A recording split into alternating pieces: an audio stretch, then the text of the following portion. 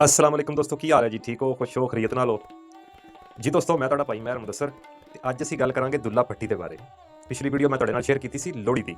ਲੋਹੜੀ ਦਾ ਇੱਕ ਤਿਉਹਾਰ ਹੈ ਜਿਹੜਾ ਕਿ 13 ਜਨਵਰੀ ਨੂੰ ਮਨਾਇਆ ਜਾਂਦਾ ਹੈ ਪੰਜਾਬ ਦੇ ਵਿੱਚ, ਚਾਹੇ ਉਹ ਪੰਜਾਬ ਹਿੰਦੁਸਤਾਨ ਦਾ ਹੈ ਜਾਂ ਪਾਕਿਸਤਾਨ ਦਾ ਹੈ। ਇਹਦੇ ਵਿੱਚ ਦੁੱਲੇ ਭੱਟੀ ਨੂੰ ਯਾਦ ਕੀਤਾ ਜਾਂਦਾ ਹੈ। ਜਿਹੜਾ ਇਹ ਤਿਉਹਾਰ ਮਨਾਇਆ ਜਾਂਦਾ ਹੈ ਨਾ ਲੋਹੜੀ ਦਾ, ਇਹ ਕਿਸਾਨ ਮਨਾਉਂਦੇ ਨੇ ਪੰਜਾਬੀ, ਉਹਦੇ ਵਿੱਚ ਦੁੱਲੇ ਭੱਟੀ ਨੂੰ ਯਾਦ ਕਰਦੇ ਨੇ ਤੇ ਤੁਹਾਡੇ ਨਾਲ ਤਫਸੀਲਨ ਵੀਡੀਓ ਮੈਂ ਸ਼ੇਅਰ ਕਰ ਦਿੱਤੀ ਹੈ।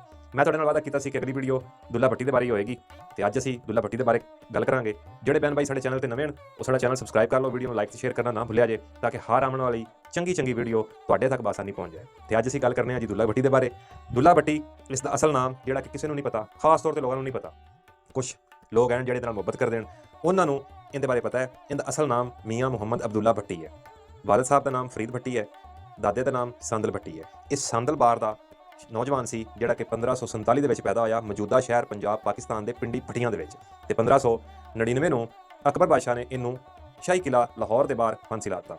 ਵਜ੍ਹਾ ਕੀ ਸੀ? ਇਹਨੇ ਉਹਦੇ ਨਾਲ ਆਮਨਾ ਸਾਹਮਣਾ ਕੀਤਾ ਸੀ, ਇਹ ਉਹਦੇ ਨਾਲ ਟੱਕਰ ਲੈ ਗਿਆ ਸੀ ਮੁਗਲਿਆ ਸੰਤਲਤ ਦੇ ਨਾਲ। ਤੇ ਮੌਜੂਦਾ ਬਾਦਸ਼ਾਹ ਅਕਬਰ ਬਾਦਸ਼ਾਹ ਸੀ, ਉਹਨੂੰ ਇਹ ਗੱਲ ਚੰਗੀ ਨਹੀਂ ਲੱਗੀ, ਲਿਹਾਜ਼ਾ ਉਹਨੇ ਆਪਣੇ ਵਜ਼ੀਰਾਂ ਨੂੰ, ਆਪਣੇ ਕਰਿੰਦਿਆਂ ਨੂੰ ਕਿਹਾ ਕਿ ਇਹਨੂੰ ਚੁੱਕ ਕੇ ਲਿਆਓ, ਇਹ ਬੰਦਾ ਸੂਰਮਾ ਜਿਹੜਾ ਖੜਾ ਹੋ ਰਿਹਾ ਹੈ ਇਹ ਸਾਡੇ ਵਾਸਤੇ ਖਤਰਨਾਕ ਹੈ। ਇਸ ਲਈ ਉਹਨਾਂ ਨੇ ਇਹਨੂੰ ਪਕੜਿਆ ਤੇ ਫਾਂਸੀ ਲਾ ਦਿੱਤਾ।